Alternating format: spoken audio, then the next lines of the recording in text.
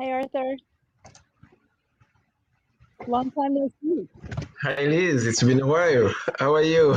Very well. Very good. Thank you. We are all in Portland and Westbrook, but hard to meet. Yeah, it's gonna have to. I'm starting to think about just do I start organizing in-person meetings again? Like, how do I haven't changed my lifestyle yet? You know? Yeah, it will take another time to adjust. Yeah. Julian, are you able to see how many people are in the room? I'm sorry, how many people? Yeah, like, are there attendees in the room with us? I don't know if they've already joined, and if so, hello. But there are, it looks like, about maybe 20 people. Yeah, if you click on the far right, you'll see the attendees bar where you can click and then see the number. I mean, see how many. Oh, I see. Cool.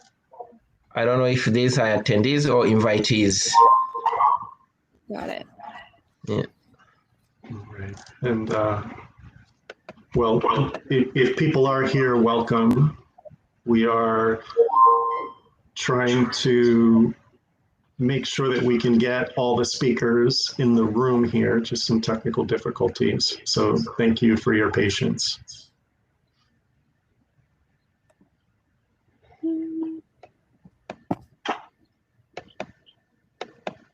And John did mention for the other panelists that maybe when you're not talking, just to mute to limit the background sounds.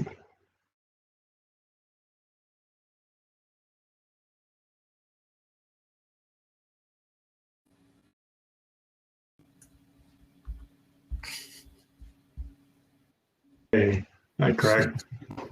Hello. All right. Yay. We've got, what did you do? Now we just need Loris. Good question. I'm not even sure. I left. Somehow I Okay. logged out of the room. Okay. And then back in through the online portal rather than using the link directly from the email. So I joined the room from my Excel event portal. Okay. And that seemed to be the difference. Great. Okay, good. Thank you, Mike. Welcome, everyone. Appreciate that. We're gathering our presenters here. So thanks again for your patience. We're just waiting on one other to be able to join us. Yeah. If I could just add specifically for Loris, I clicked leave studio at the side left, the little phone image. When you highlight that, it says leave studio. I clicked leave studio, and then I joined the studio from the portal. That was what did it.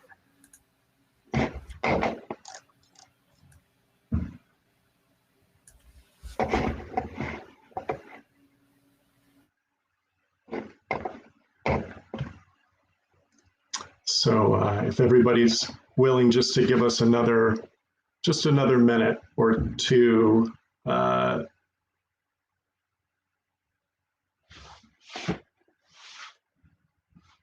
guess you get an opportunity to take a breath if you need it, snack if you need it.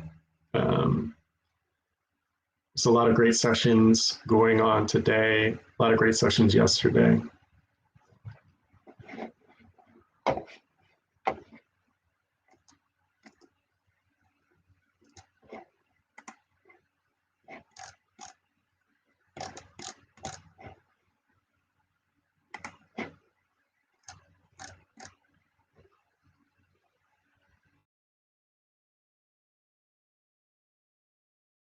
Who says we can start and that you'll keep trying to join. I hope you are able to, Loris, certainly.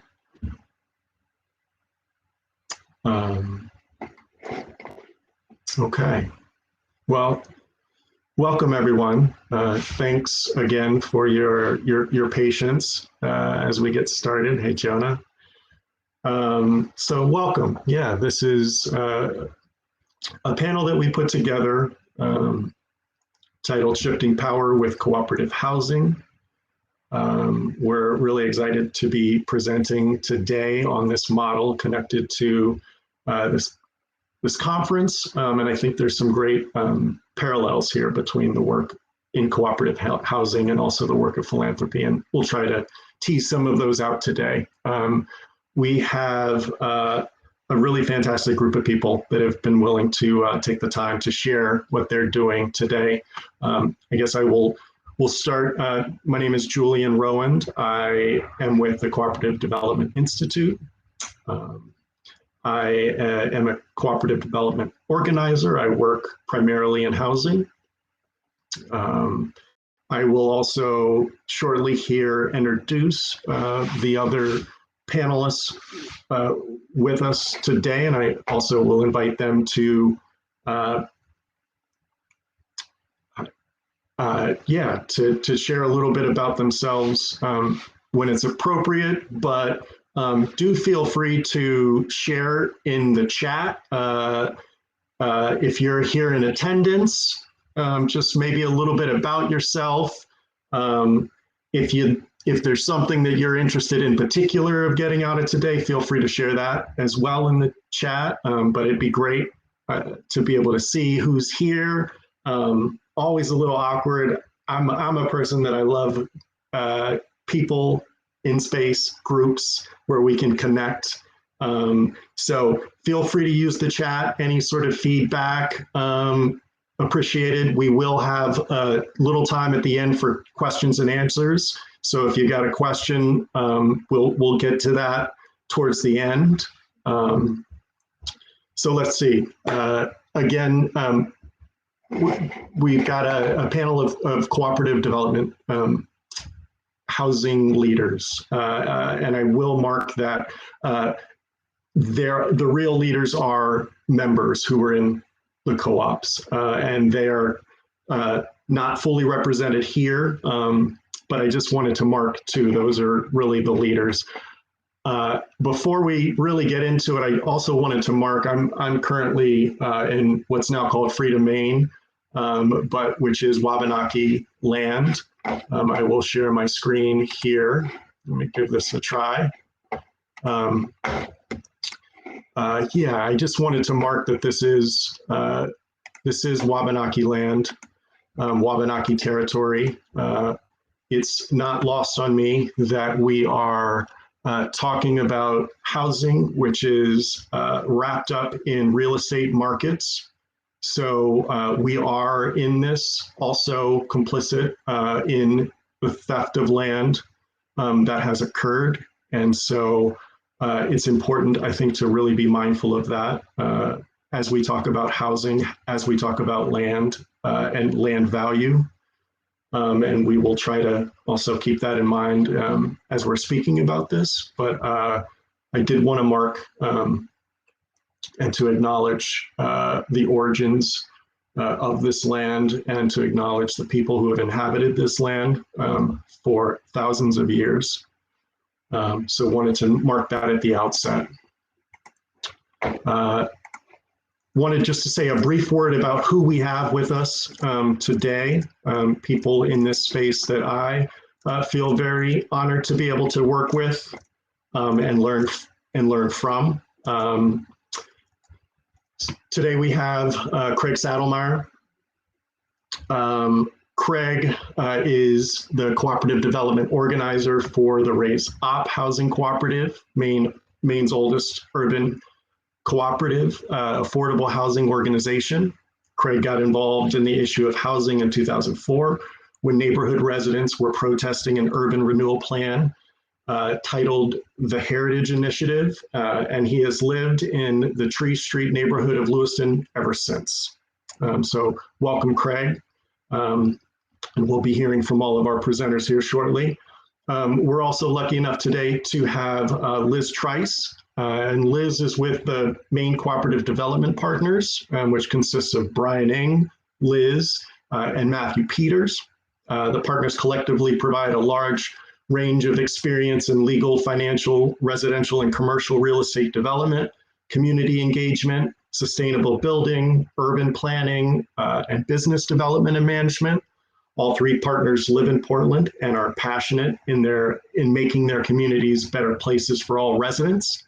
And Liz specifically has a background in public policy and land use, has done work in economic development. Liz owns a co-working space, Peloton Labs in Portland, and is passionate about neighborhoods and community development. Also have friend and colleague Arthur Sabiti, who also is with the Cooperative Development Institute.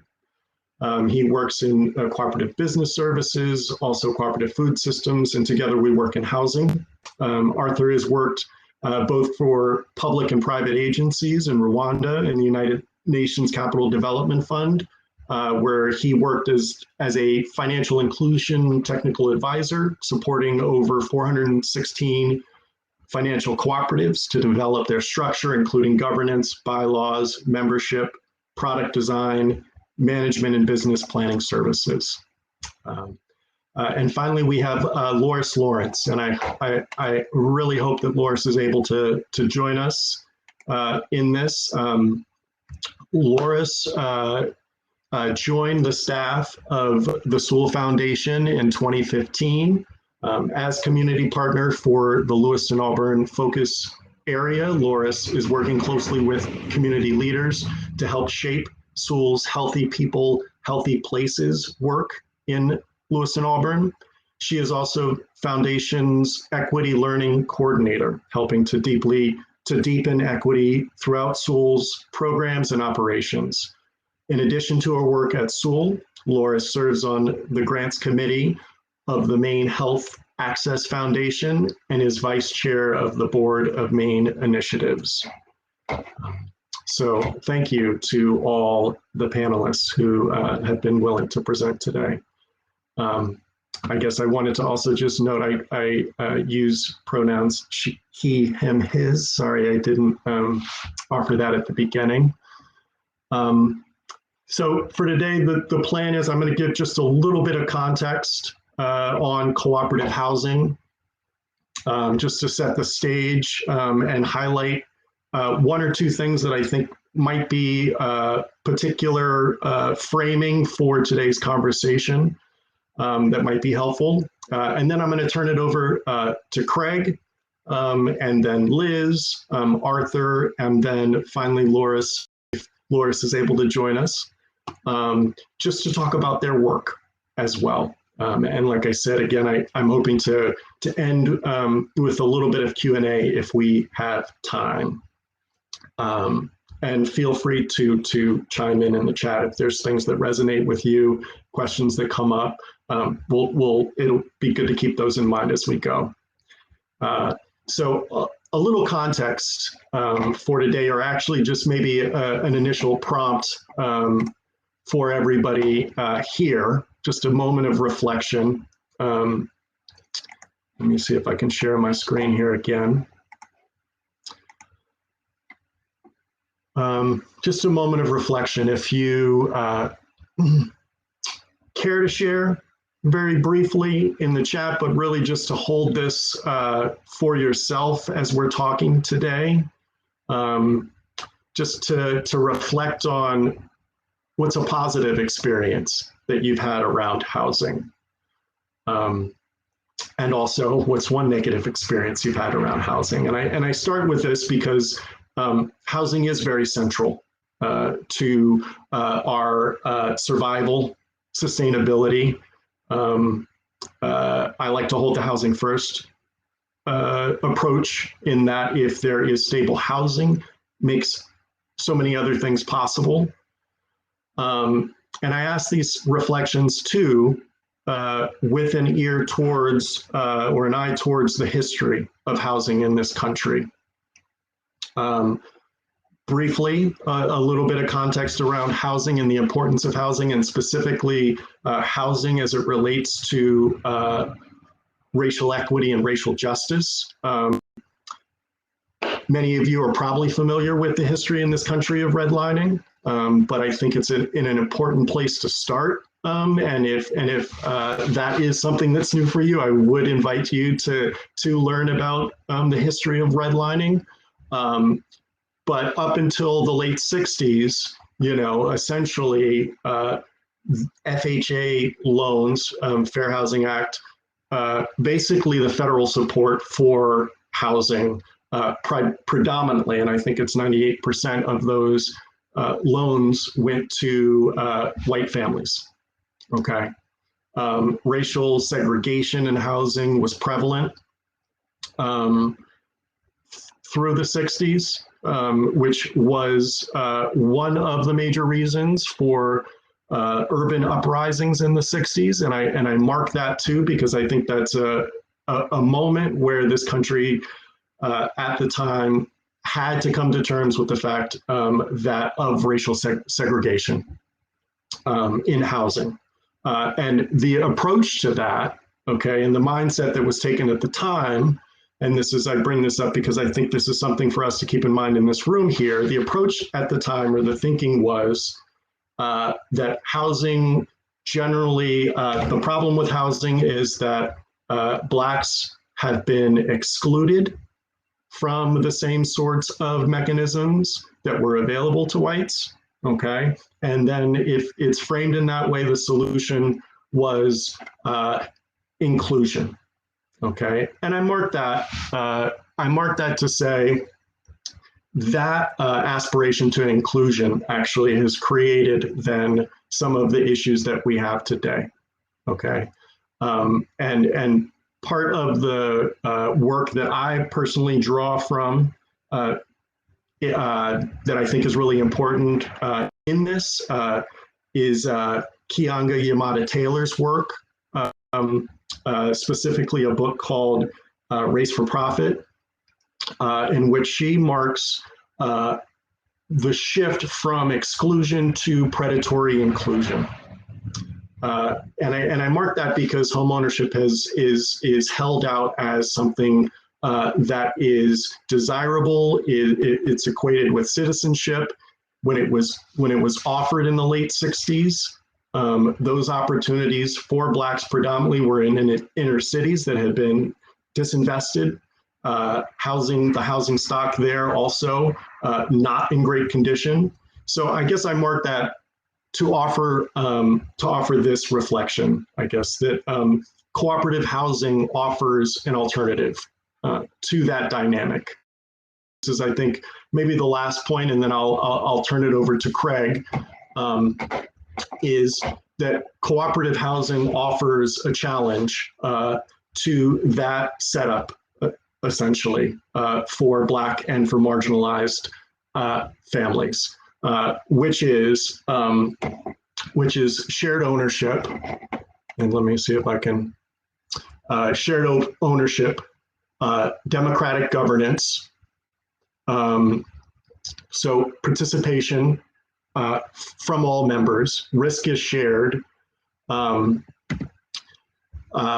model of this limited equity housing co-ops will be mentioned. The limited equity housing co-op is where I was born and raised, Washington, D.C., again, after the urban unrests.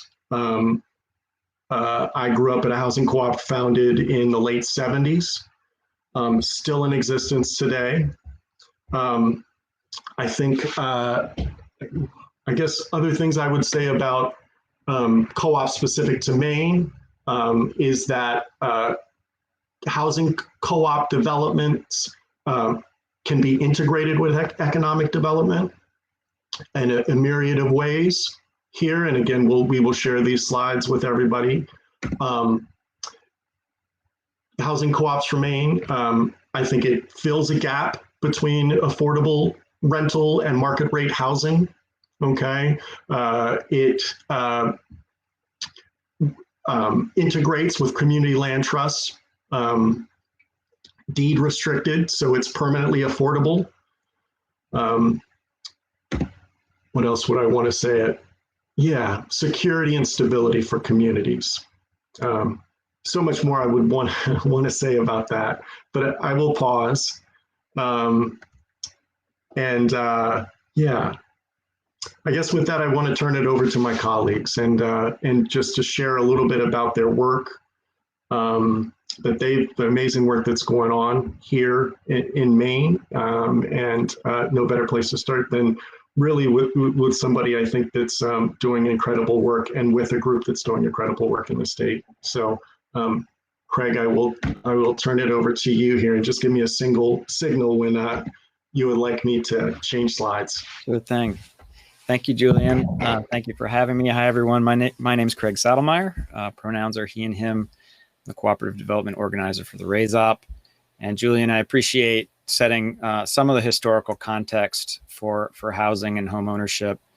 I think, housing is such a complicated subject, and is particularly for folks who have had housing security their whole lives. It's been made to feel like this very natural thing, a personal choice as to where we live, and that's all there is to it. And the housing system is a very complex one and rooted in a history with a lot of problems, and redlining is one very big part of that problem. And trying to do housing justice, home ownership work, definitely requires understanding some of that history to know where to resist the oppressive forces that are baked into it. So that's what we're trying to do with the Raise Op. Why don't we advance to the next slide? So Raise Ops, we've been around since 2008. We started as a limited equity housing co-op. Today we are a group equity or zero equity co-op. What that means is that none of our members earn profit or returns in the financial sense on their investment, but they do realize huge financial benefits in terms of savings. They realize huge social benefits in terms of having control over their homes, and therefore, in many ways, their economic futures, and being able to organize together to achieve even bigger things that are hard to do when we are isolated. So this is an image from our annual member meeting, which is when all of our members come together and they elect the board of directors. Our board of directors is made up almost entirely of our membership. We have a few community volunteers, but our organization is led by our residents, and they are the primary decision makers really in all aspects of the co-op. Next slide, please. So our home is the Tree Street neighborhood. We operate 3 apartment buildings here. We have 15 units total, and about 50 residents. We also have a small office that we share with the Somali Bantu Community Association. And this is our 9-unit building on the right on Pierce Street. Next slide, please. So at the very center of what we do in terms of how we approach it is, we think of our work as first and foremost community organizing work. So we want to, this slide says leverage people power. We also want to build people power. And by that, what we mean is we want to bring folks together who have common needs and interests. And we want to bring their skills and their experiences to the table and organize to get together in a way where we can improve everyone's outcomes. And our primary intention is to improve everyone's housing situation in a way that we all benefit from and that we all contribute to. Why don't we, well, I guess I'll contrast that with, I think the way a lot of housing development is approached doesn't necessarily center the people in terms of what they bring to the project and what they're getting out of it individually. A lot of housing development is more about the condition and quality of the housing itself, and a lot of the sort of numbers that underlie that in terms of, how much does it cost to build? How much does it cost to operate? Is it continuing to meet certain financial benchmarks? We start with the people and we end with the people, and the housing is just, this very important thing that affects people's lives. And therefore, that's why we're developing and controlling it together. Because when you don't, it can be hugely a hugely destabilizing force in your life. But it begins and ends with the people. Next slide, please. So this is our governance structure. And yay, Loris is here. That's great. As I said, we have multiple apartment buildings, so we're kind of unique. Often housing co-ops will just be one co-op per building. And in our case, we've found that it's more effective, more efficient to grow and bring in more buildings under a single co-op that can take some of the administrative barriers of running a corporation, out of the way for our members. So each year, as I said, our members elect our board of directors, and our board of directors have the ultimate decision-making authority. Our residents serve on the board of directors, and each building is a house committee of the board. So each building is making its own operating budget. It's making its own maintenance and improvement decisions. Excuse me. And just sort of focused on the local culture and rules of their building. And the board is paying attention to the big picture stuff. What are we going to develop next? Is staff doing their job correctly? And informing other committees to meet various mission items and goals of the co-op. Next slide, please. So I think another thing that is important about our work and can be an important part of other housing cooperatives is it's not just about providing housing for ourselves. And really any co-op that's sort of living up to the internationally adopted principles of cooperatives is a commitment to community, a commitment to educating the public about a cooperative economy, and really trying to pave the way and support the growth of more opportunities like this, whether it's cooperative housing or we just see housing as a human right in general. Housing co-ops is one way to meet that need, but we support other ones as well. And all of our members are committed in one way or another towards trying to create that opportunity for their neighbor. And that's a hugely, I think, sort of unifying and motivating feature of our work, as you don't just get better housing, but you get to feel like you're a part of a movement. Next slide, please. So we engage our residents, as I said, in all different aspects of decision making. And one of our latest, sort of most exciting examples of that is from scratch. We've been designing what our dream apartment building would be.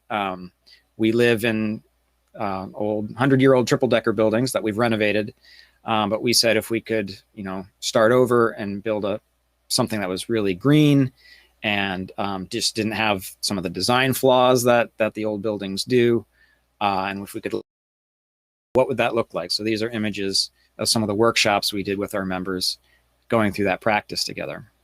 Next slide, please. And this is an example of the building that our members have come up with, and that we're in the process of continuing design and hopefully and fundraise for, and hopefully be able to build someday. And it is a passive house building. It's simple. It's not luxurious, but it's got just design choices that a developer may or may not think of, or at least may or not think of to prioritize when they're putting their budget and their plan together. And this is what reflects the needs and interests of folks in the neighborhood. So we're very excited about it. Next slide, please. We also participate in other neighborhood revitalization efforts, because housing, when you get into it, you realize it's not just about from the walls in, though that is extremely important. But when people walk outside of their door into their neighborhood, what is there for them? Is it a neighborhood where they feel welcome? Is it a neighborhood where they can actually access the resources there? So we see participating in neighborhood, development efforts that center the needs and interests of residents as also critical to our mission and improving the lives of our members. So we partnered with some other organizations like St. Mary's Nutrition Center and Healthy Neighborhoods to redevelop this corner lot into a community vegetable garden. So that's not just for our members, anyone in the neighborhood reserve a plot at the garden. Next slide, please. And lastly, as I mentioned earlier, we're concerned with housing as a human right, not just for ourselves, not just for our neighborhood, but really everyone. And we've been doing a lot of advocacy, especially since the beginning of the pandemic. We launched a campaign to elevate the importance of housing as healthcare, as a place to recover from illness, as a place to quarantine, to keep oneself away from infection. And I think the pandemic has really surfaced the inequities in our housing system and all of the health disparities that result from that. So we've been advocating very strongly for a while now, and are very excited about, and anyone who's involved in policymaking right now will notice that there's tons of great housing bills in Augusta at the moment, and there was only maybe one or two, I think, the previous session from last year. So I think it's looking very hopeful, and we're excited to be a part of that. Next slide. So that's a quick history, quick summary of the Raise Up. I'm excited to hear from the other speakers and discuss more with everyone. So I will pass it back to Julian.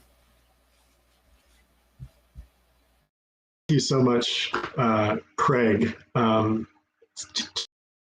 Happening with Raise Up as a group, and I just wanted to lift up a couple of things that Craig said there and emphasized a few times, but I think it's important to underline.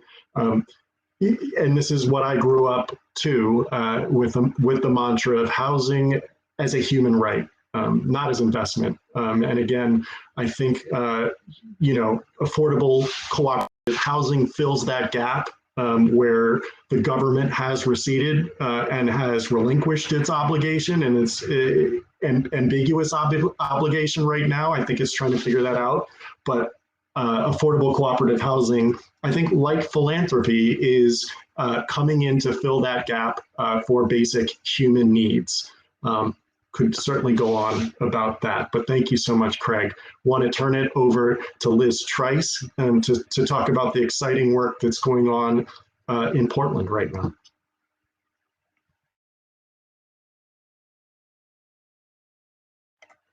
Oh, you might be muted, Liz. Hi, I'm Liz Trice. I'm part of Maine Cooperative Development Partners, and I think Julian has some slides for me, which he'll be bringing up. But I live in Portland. I grew up here, and I've lived about 10 years elsewhere and traveled in a lot of different places and then came back. Oh, Julian, it looks squished. Can you make it wider or something? Or maybe that'll just be the way that it came through, unfortunately. Is that, we might. I'm sorry. That's all right. Hopefully they're not all like. Okay, that's fine. So I'll just start this by saying, so I have cared about housing for a long time, and I have a master's degree in policy and land use in community development. But I can tell you that when I was 11 years old, I was buying kits to build buildings out of these cardstock things and laying them out, because the biggest these buildings were up to 12 inches tall, and I had the ceiling of my bedroom was covered with 12-inch tiles. So I was able to, so I used super glue and I mapped out an entire village on the roof of my bed, on the ceiling of my bedroom, because that was the only place I had to play with these in a significant physical way. So I've been messing around with thinking about the spaces we live in the spaces, not even so much the interior, but the neighborhoods we live in for a long time. And I'm very excited and just honored right now to have the opportunity to actually be designing some neighborhoods that hopefully will provide more community contact than some of the ones that we grew up in did, in a positive way. So a little over a year ago, so I've done a lot of work for housing developers in terms of community engagement, design of public spaces, and little things like getting zone changes for them. In graduate school, I studied the number of people living alone and trying to understand why we weren't building housing for people who live alone, which is a whole other conversation. And the effects of requiring parking spaces, realizing that could double or triple the cost of housing in a community. And so I've been getting into all of these interesting, wonky questions, mostly to answer my own curiosity, like why when I graduate, like why when I was in music school, could I not just find a little tiny 200 square foot thing to own at an affordable price so I could just practice all the time? Wasn't an option, right? So I started asking questions, and it's led me to many interesting projects and relationships. And I visited probably 20 co-housing communities around the country, and I've visited other countries, and I'm always curious about how extended families live together and how neighborhoods and villages are designed. But this project that I'm working on right now is we are doing the first large scale, I would say, cooperative development housing in Maine. To date, it's basically been Cooperative Development Institute converting mobile home parks to cooperatives. And then you have Craig doing Raise Up in Lewiston, which is sort of an explicitly nonprofit low income model. And what we're doing is middle income ownership. And all the forces sort of came together to make this possible in Portland because the rising market in Portland made it such that people in classes, so like economic classes who typically could buy homes, are suddenly being priced out of the market. Renters are being priced out. People who might have been happy being long-term renters are being priced out. And also the city council, in its wisdom, actually said, hey, housing's a problem. Why don't we look at properties that we own and ask people to build housing? And so they did. They found 3 properties. They said, we want housing, and we don't just want any housing. We want missing middle income housing.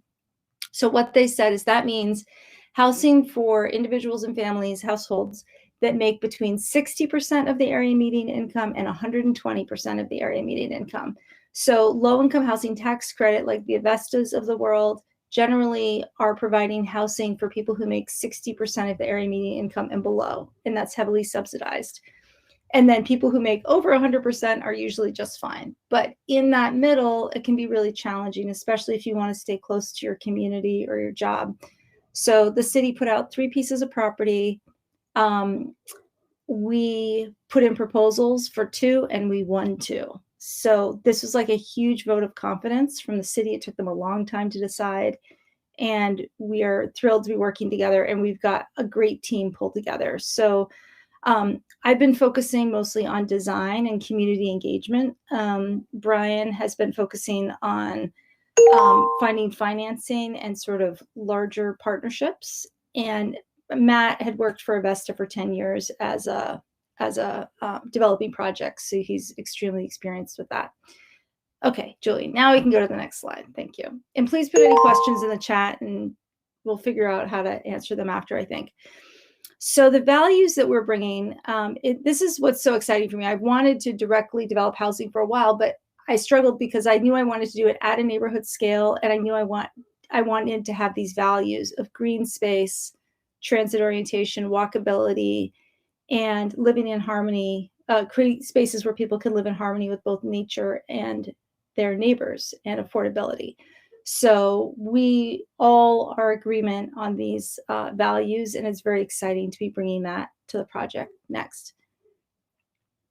So the city is requiring us so that 60 to 120% comes out to about $50,000 or a little bit less for a single person living alone, up to, at the very high end, $120,000 for like a family of 4, 5, 6, I think.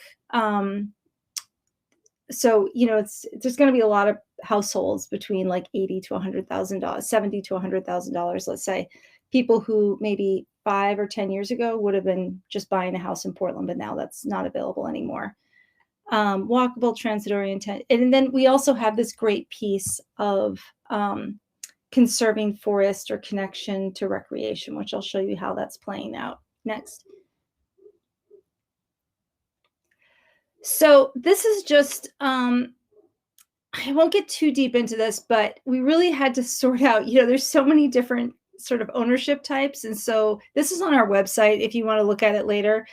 But limited equity co-op really is partway between renting and owning. You have the long-term price stability. It's almost like for the first 5 years, you're like a renter, but then your rent never goes up and you get to democratically decide what happens. And so long-term, 20 years down the line, you're going to be paying half what a renter would pay because your prices have stabilized just like a homeowner. And you can actually pass on your housing unit to your family member. So it does build that long-term stability and wealth in that way, but you can't cash out. That's the difference. You don't have to get a bank loan up front. You can pay a smaller, what's called a share price, which our projects might be $5,000 to $10,000. But if you leave in 30 years, you only get that initial amount back with some small interest. And then someone else gets to come in at an affordable rate. So you don't get to cash out. And the benefit of that is it means it's permanently affordable for either you or the person who replaces you. And it also means that you the democratic ownership, and it means that people have incentives to stay, which means that we can, hire the Cooperative Development Institute to come in and do lots of training with people on how to work together as a group. And over time, like happened in Julian's co-op where he grew up, your kids are going to be working with, someone else's kids who you worked with 30 years ago, because there's that incentive to pass it forward and to stay there. So there's that potential for community building, which is even higher than what you would normally find in like a single family neighborhood. Let's move on. So these are the two sites we have. Douglas Street, which is right by what's called the Doherty Field Complex. There's like 20 acres of soccer and baseball fields and a skate park and the outdoor Kiwanis pool. And then up Lambert Street in North Deering is currently about 13-acre wooded site, of which we're going to be able to conserve about 3/4 of that site. Next one. We're excited that you can see the 2 yellow stars. The number 9 bus line is the most frequent bus line in the city, and it goes circular in both directions. So it's like the most useful one in the city. It goes to all the high schools and downtown and lots of major employers, and it hits both of our sites, which we just think is so cool. So we're working with Metro on how to improve both the facilities there, because there aren't any, and to actually increase service. This is the number 1 priority for the city for Metro to increase the frequency of service. Next. We just got this yesterday. This is not a great slide, but essentially the city has paid the Trust for Public Land to do an analysis to make sure that every single residence is within a 10-minute walk of a park. And it turns out that the Lambert Street is in one of the biggest areas that is a park desert, sort of. So right now I'm having conversations with Portland Trails and the City of Portland Parks Department to say, okay, well, how can we provide a park? We're going to have 9 acres of woodland. What do we do?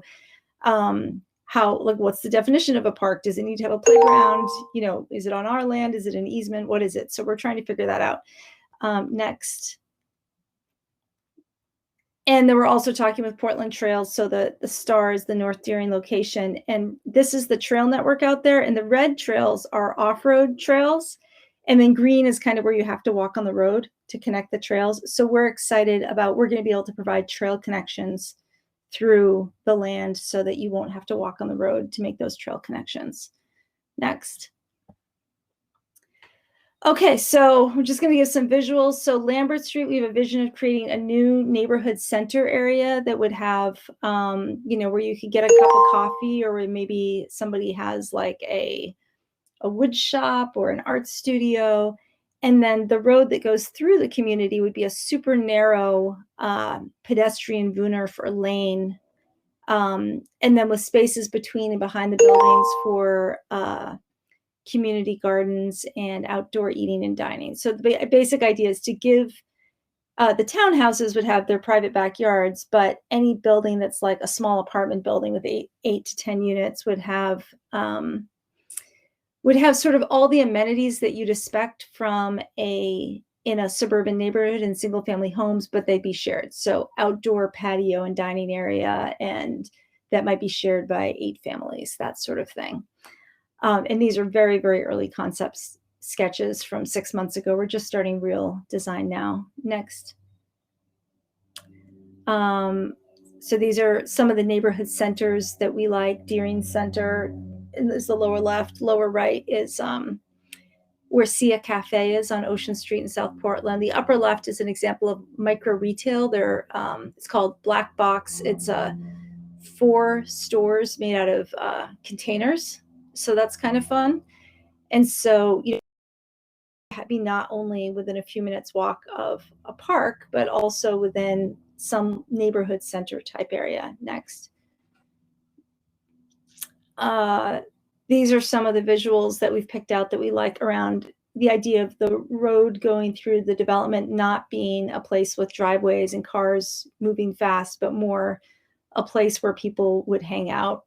And so we're going to be putting most of the parking at one end of the development so that we can have the lane actually be as a place that people can socialize and hang out.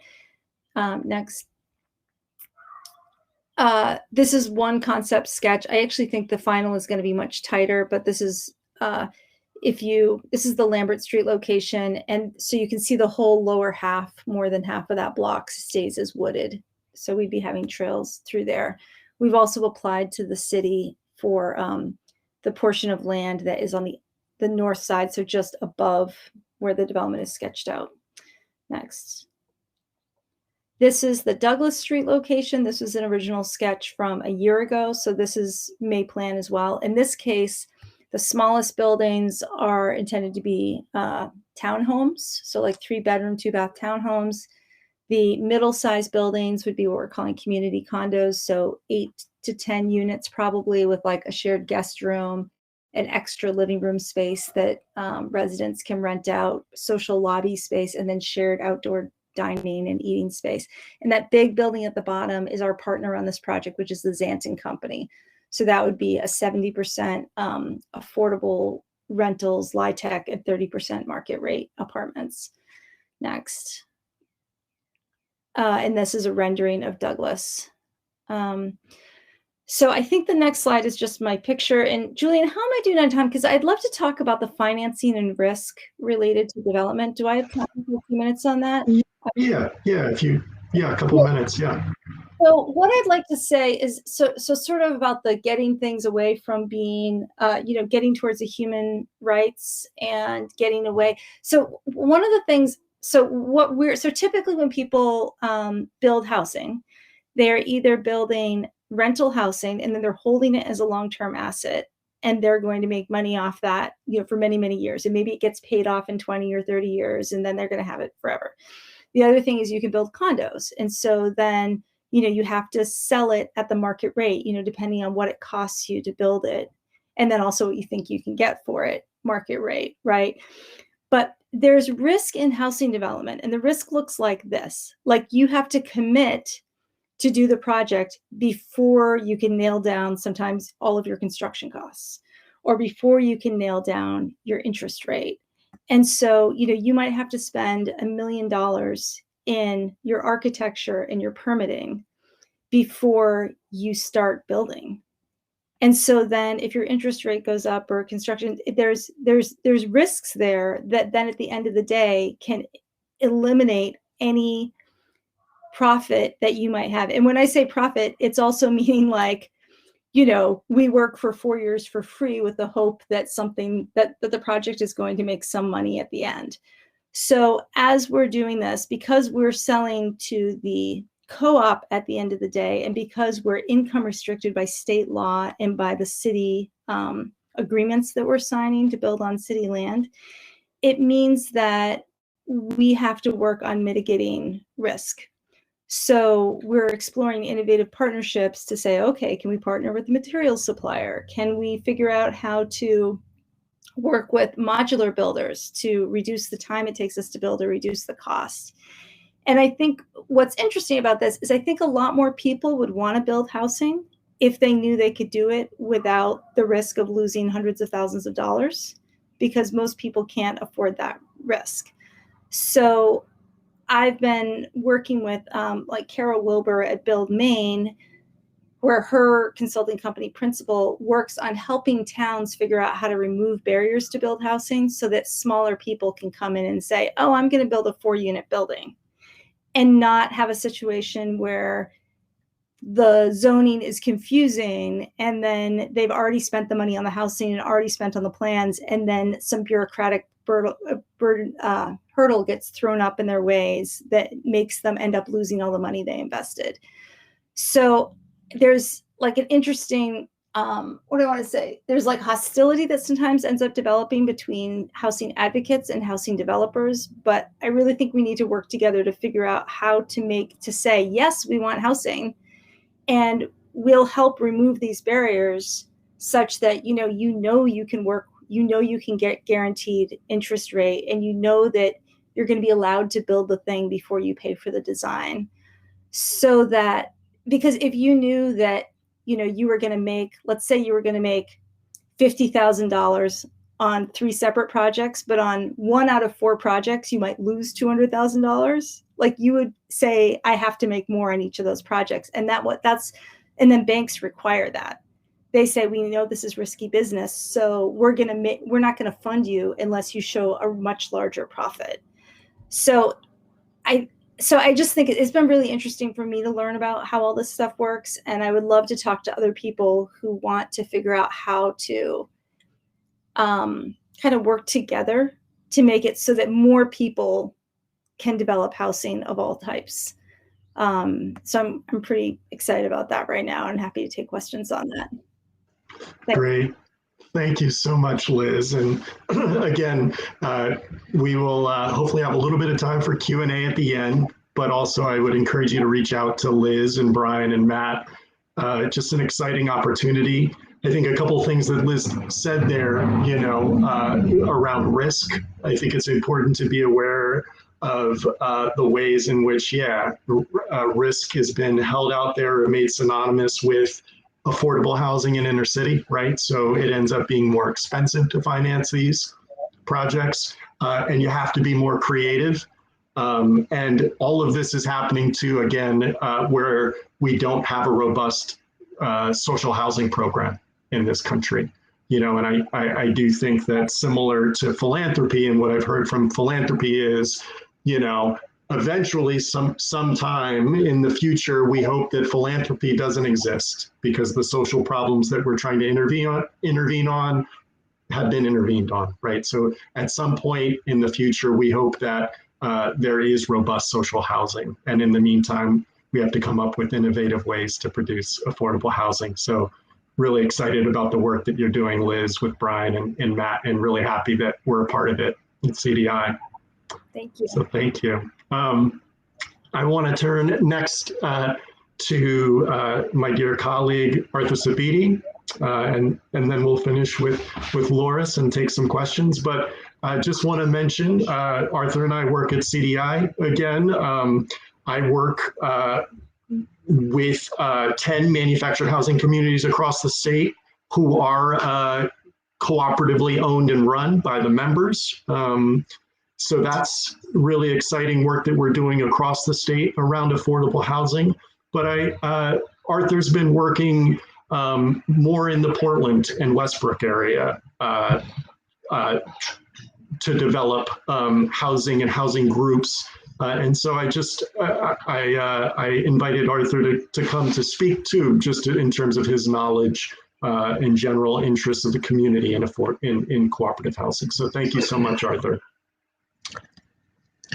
Hi everyone, my name is Arthur again, Sabiti, and thanks Julian for creating this minutes for me to speak a little bit about the work we are involved in at CDI.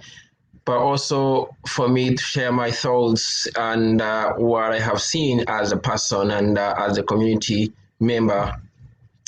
So my role at CDI, I support the community development, which means convening various forms of communities so they can get educated about what CDI does and also help CDI to design programs that align with the needs of those communities. So in that endeavor, I found myself learning more or talking more about housing as one of the programs that we support, which I will not spend time on at this moment.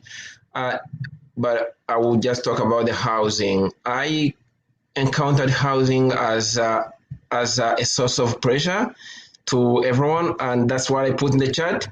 I know since I was a kid, I enjoyed being under the shelter back in the village where I was born in Africa.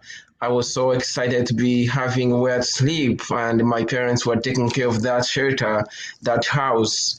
And when I became an adult, I think housing was another big change for me to access. That was before I came here. I started looking for like where can I rent an apartment, where can I put my siblings, which house can fit my, other people that I was living with. That was a big challenge.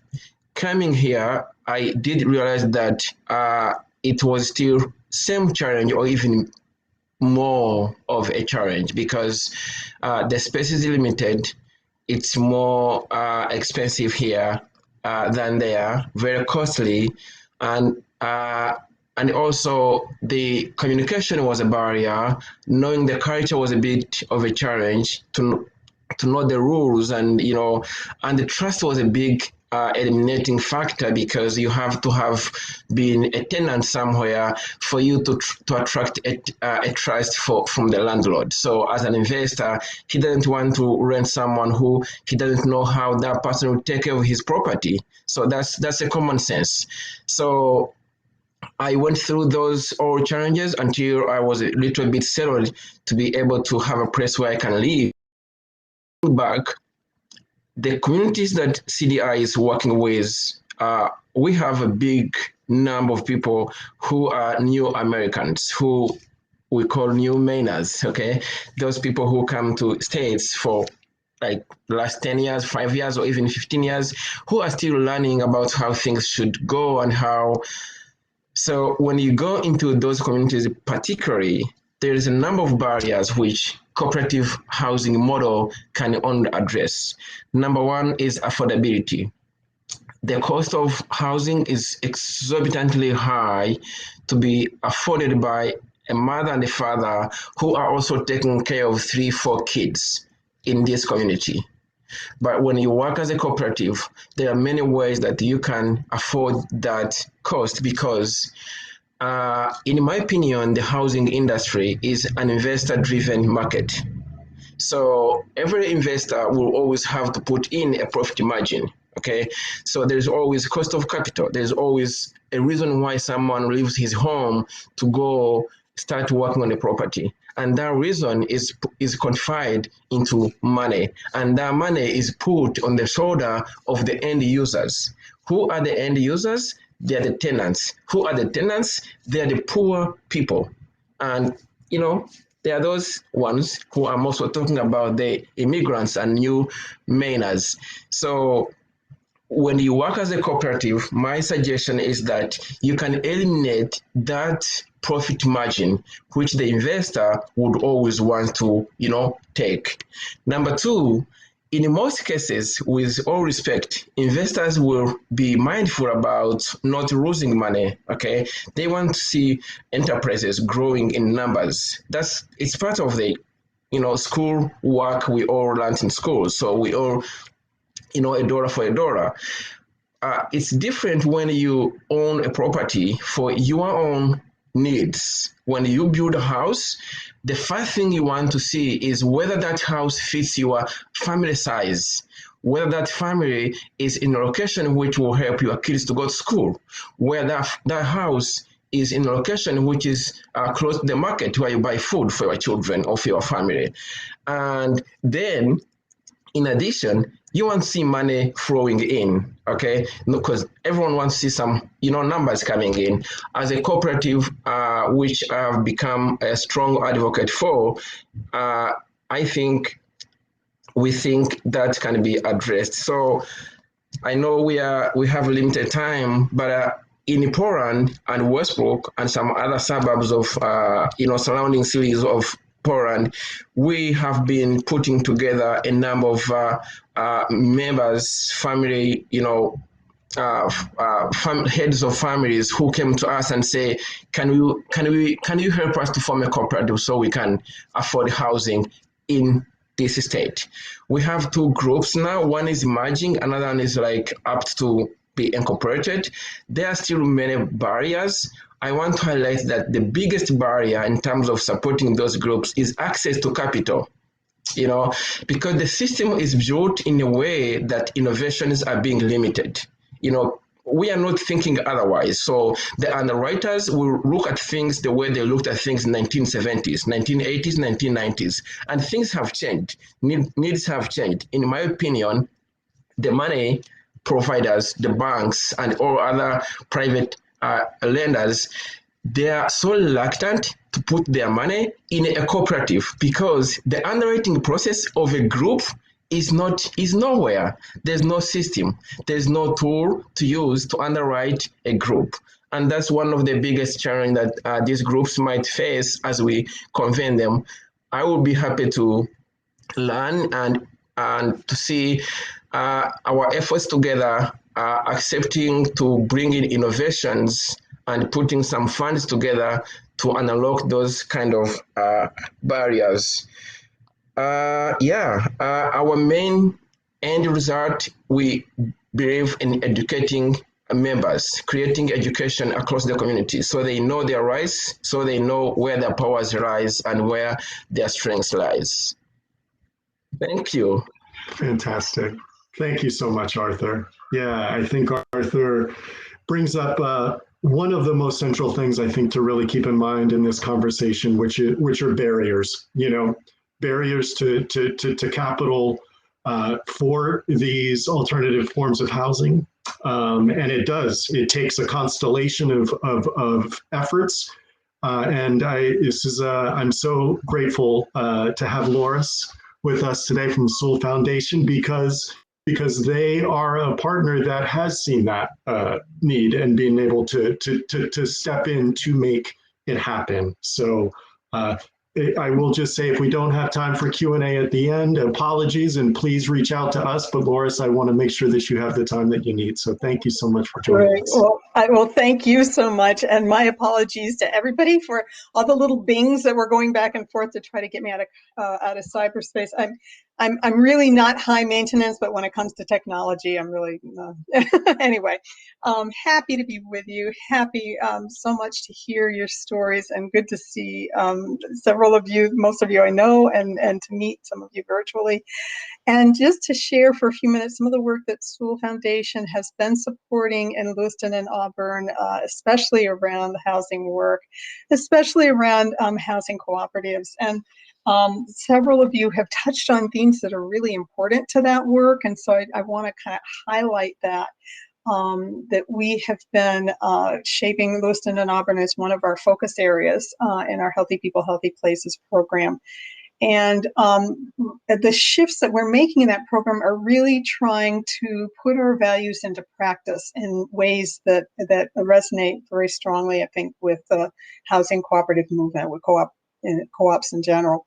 And one is the importance of interconnectedness and relationship building. So each of you has talked about the importance of building relationships and really, neighborhood development that's really about the people and about creating a real sense of belonging and in a way that's really healthy and that's sustainable for everyone. and including both the humans and the land and the water, and taking care of all that. So I was really happy to hear when Liz was talking about the closeness to parks and the importance in that work. And I know that in Lewiston and Auburn, the community gardens are such an important part of building community in the co-ops and the neighborhood in general. Equity, Arthur has touched on a lot of the barriers that so many Mainers experience, and especially new Mainers in Lewiston and Auburn. And he's outlined those barriers, and equity is at the center of everything that we're trying to make sure it's front and center of everything that we do in all of our work in Lewiston and Auburn, and especially raising the voice of new Mainers and youth. We have been listening to community. We've been engaged in conversations for a couple of years. And those voices of community are really, we're trying as much as possible to be guided by what we're hearing from the community, because we really do believe that the community knows best how to address its needs and to achieve its goals. And so we're trying to learn how to be a good partner. We have a lot of learning to do, but I'm very, very hopeful about that because there's so much wisdom in the community. I think for us, an aspiration is to really support the collective work of the community. And I think that co-ops are an important part of that work because of their community building aspects.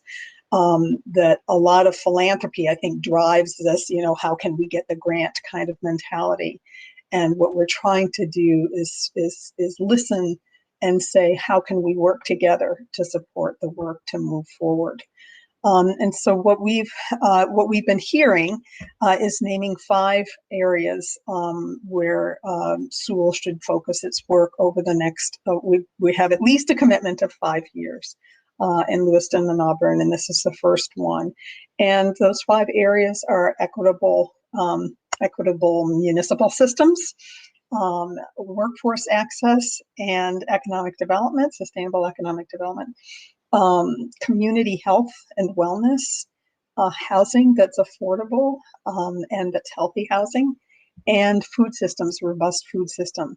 And we are trying to, we're reshaping the structures and our staff roles and everything about our work to bring not just grants, but a full array of resources and strategies that we can use, such as, for instance, impact investing. So as a cooperative is putting together its financing package to keep the price as affordable as possible, yes, you want it to have grant support, but there can also be impact investments that can, for instance, mitigate the risks that Liz talked about.